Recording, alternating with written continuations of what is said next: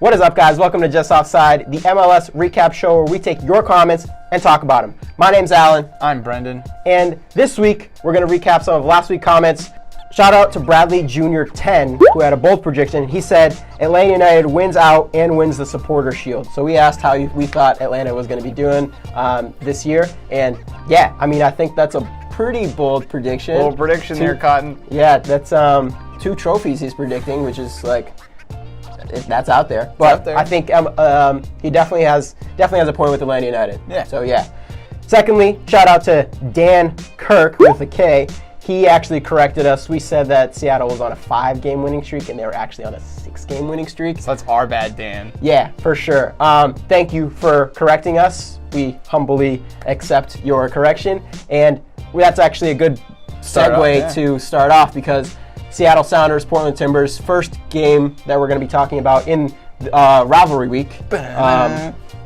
Seattle actually came out winning. It puts them in a 7-game win streak, which is actually tied for MLS longest win streak.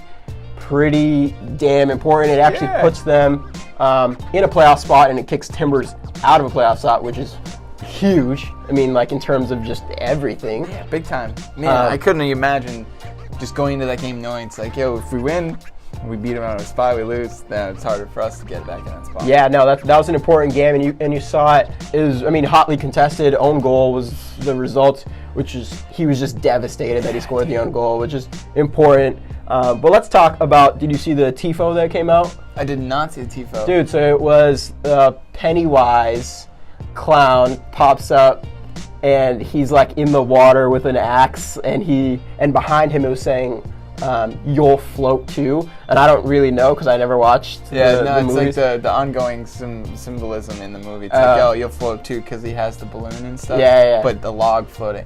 Yeah, I did. During the game, the announcers actually said it was Chucky, and I had never seen the movie, so I was like, "Oh, we're Chucky." But then afterward, they came out and said that it was Pennywise. Dang. But it was elaborate AF. Like, it was.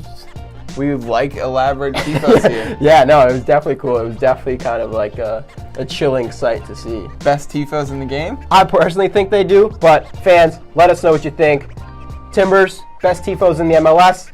Do they even compare to world tifos? Where do you rank them there? Moving on, we're going to be talking about a team that actually played 2 rivalry games in Rivalry Week. They started out playing Wednesday, and this is New York Red Bulls. They started out playing Wednesday against New York City FC, a game that, I mean, 2 red cards. They ended up tying. Both teams 1-1, but New York City FC ended up with 9 men on the field. Just crazy all around. I mean, it was like a rivalry game. Seriously, and the first red card came pretty early on in the game. Yeah. And then Wright Phillips scoring again, dude. Yeah, I think he's on 102, 103 goals for Red Bulls, which is phenomenal. Right. But right. and he was one of your picks to potentially score more goals than Zlatan. And we're gonna be talking about Zlatan a little later. But yeah, I mean, he's bagging goals like it's nothing. Like it's nothing. Yeah, and then, New York City FC, stupid red card. I actually wanted to ask you and ask the fans out there, the second red card, to me, did not look like a red card, and it was still given even after a VAR decision. To me, it looked like the defender was running back, someone cut in front of him, and he was just stepped on him. He stepped on Wright Phillips by accident. I didn't think that VAR got that decision right at all, so I don't know. I for sure thought it was an incorrect decision. I'm 100% on board with you. That was a wrong call, even after VAR. It's just like, sometimes you got to use the discretion of your own head. Yeah. A straight red indicates that there was malicious intent, and to be honest, that didn't look like it was too malicious to me. No, for sure not. So guys, let us know. What do you think? That second red card for New York City FC, was it deserved? Did VAR get that decision right? And still talking about Red Bulls, they played a second rivalry match versus DC United last night, Sunday. A game that they actually ended up winning. A game that DC United kind of needed to win. It would have put them in the hunt for a playoff spot, even though they're a few points behind. They have some games in hand.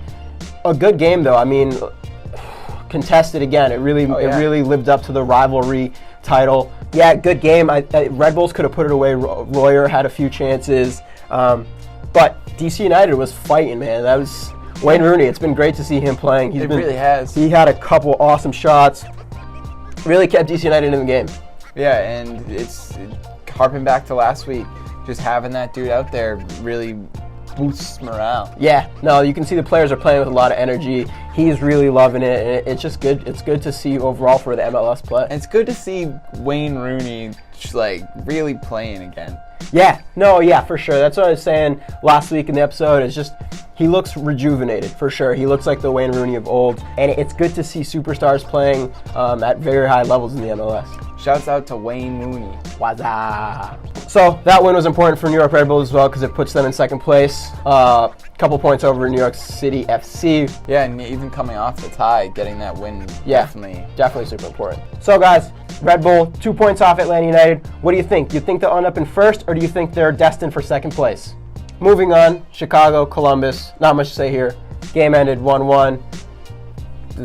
That's really about it. Yeah. Not much there. A game that kind of falls in line with that, FC Dallas and Houston Dynamo, a Texas rivalry, but Texas didn't do it big this time.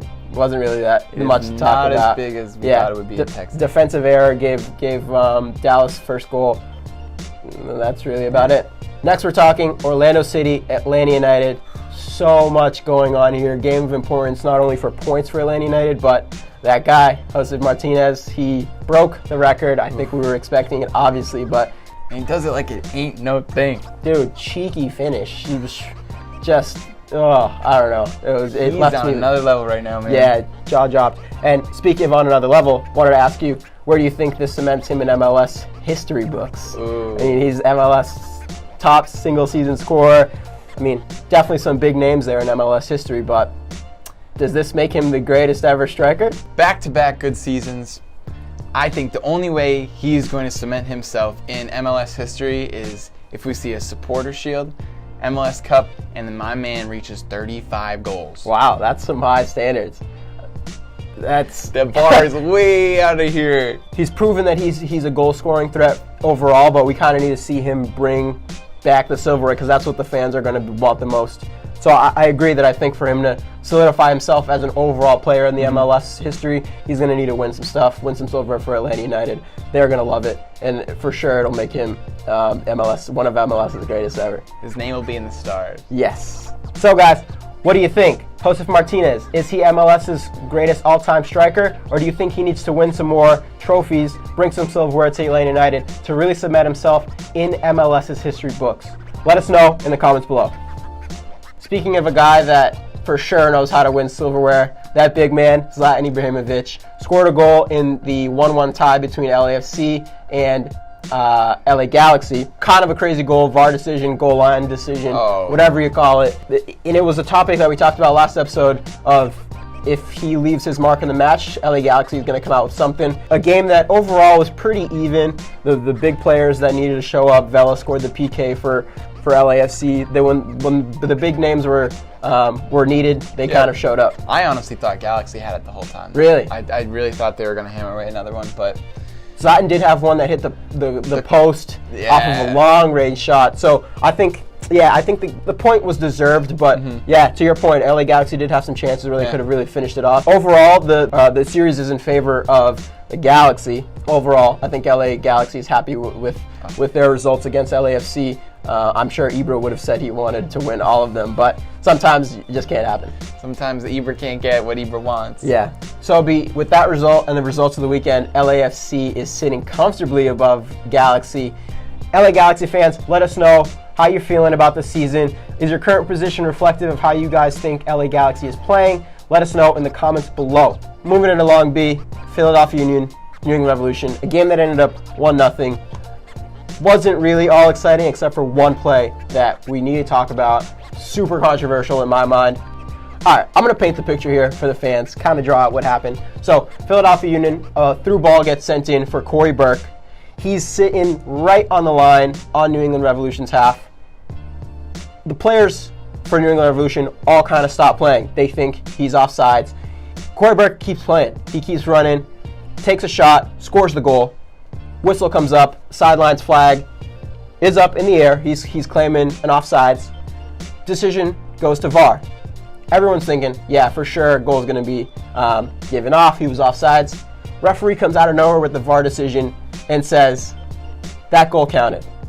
So I wanted to ask you, B, do you think that the Corey Burke should have stopped running, or was that New England Revolution's fault for kind of not playing? Corey Burke continued to play, continued to score the goal. Does that count? Is that fair? And shouldn't have VAR caught that? That ref, that call, that VAR, the whole thing, man. It's just like, I think of all the VAR decisions that are probably one of the more easier ones to make, offsides is one of those decisions. Yeah, New England Revolution players kind of stopped playing. Corey Burke just kept playing, did what he did, and then the goal actually goes in favor of them. I guess from here on out, you're going to have to keep playing until VAR happens. Yes, until, it's like when do you decide they to bring that box up? It's like, keep playing until you see the box. Yeah, it's definitely hard. I was just shocked at the decision overall. So, should the goal have been disallowed? Let us know in the comments below. Next, we're moving up north to our Canadian rivalry, Montreal Impact versus Toronto FC, a game that had so much going on in the first half, 3-1, and the final score ended up 3-1 to Toronto, but all of the goals scored in the first half. Absolute crackers, too. Yeah. Toronto really showed their form. They were all over that game. And even Montreal, despite losing 3-1, they still had the fight in them. Yeah, for sure. I think Giovinco's class really showed in this game. A guy, he was just strolling through. He was just, that second goal almost, it was perfect for his character and the type of player he is. Just so classy, such a nice finish. He took this game by the scruff of the neck and made it his. And that win was super important for Toronto FC's bid to make it to the playoffs, the current MLS champs. Obviously, I think they're really pushing to get there. What do you think? Do you think this is going to be the turnaround for them, winning a rivalry game, winning a big derby match, for them to get that playoff spot? I'm going to say no. Straight up, I don't think they're going to make it. Yeah. Despite them winning and despite them being not too many points behind, I just don't think they have it in them. Yeah. So, guys, let us know. Toronto FC, do they have any fight left in them? The current MLS champs, do you think they're going to take that 6th spot and make it to the MLS playoffs? Let us know in the comments below. And B, let's talk now about another game this rivalry week that had 2 red cards. Colorado versus Real Salt Lake. Real Salt Lake ended the game with 6 goals. Colorado ended the game with none. Timbo Slice, dude. Felt bad for him, man. Keeper did not have the best game, but it didn't help that 2 Colorado players got sent off in this game. You're left with 9 men against a pretty good Real Salt Lake team. You're setting yourself up for the shooting gallery. Yeah, and after the second guy got sent off, that's when all the goals really started to happen. It became, I think, three goals from there, and then then it was just the onslaught of goals. Everyone was scoring for fun. Hate when that happens. I always kind of feel bad watching the game. I mean, obviously if it's the team I'm supporting, it's awesome. But when you see as an impartial watcher, observer, if you will, it kind of feels bad. I kind of it hurts my heart a little bit. Make it stop. Yeah, make it stop. Yeah. Work on your passing. Yeah, take it easy on them. No, for sure. I think that, Real Salt Lake was taking advantage of the advantage that they had, and it was a great game for them. Not a great game for Colorado. Colorado fans, let us know in the comments below.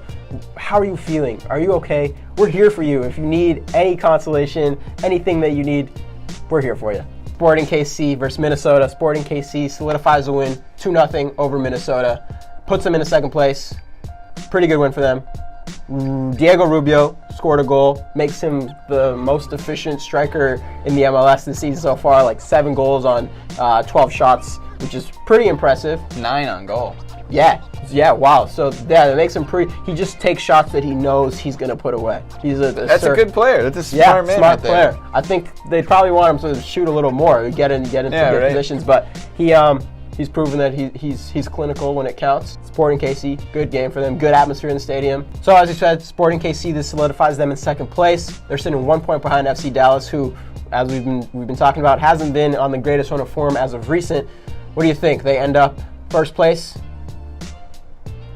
Yeah, I'm going to say yeah. Yeah, I think so too. So guys, let us know what you think. Who's going to finish first in the Western Conference? I think it's Sporting KC. Do you? Final game we're going to be covering for this rivalry week, San Jose versus Vancouver. A game with a lot of goals. Good rivalry game. For a rivalry that I didn't really know existed. Yeah, I wasn't too sure about this rivalry as well. But hey, it's a rivalry.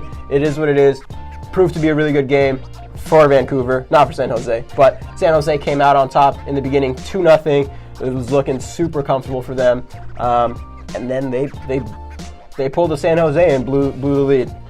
So despite San Jose being at the bottom of the table, I saw the fire, I saw the fight, until Tarbell. Yeah, man, a free kick that Vancouver took, bounced right in front of him. It was killer. It was kind of deflating. You could see after that Vancouver got so much momentum, and San Jose, they really lost all that fire you were talking about. It wasn't great.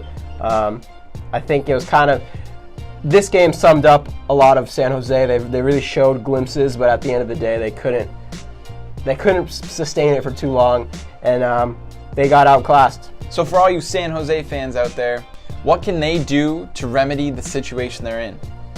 Let us know in the comments below. So guys, that wraps it up for us. Don't forget to leave all your comments, thoughts below in the comment section. If you like the video, if you like us, leave us that thumbs up, hit the subscribe button. It'll let us know that you really like what we're doing, and we'd appreciate it. That's about it. We'll see you next week. Peace.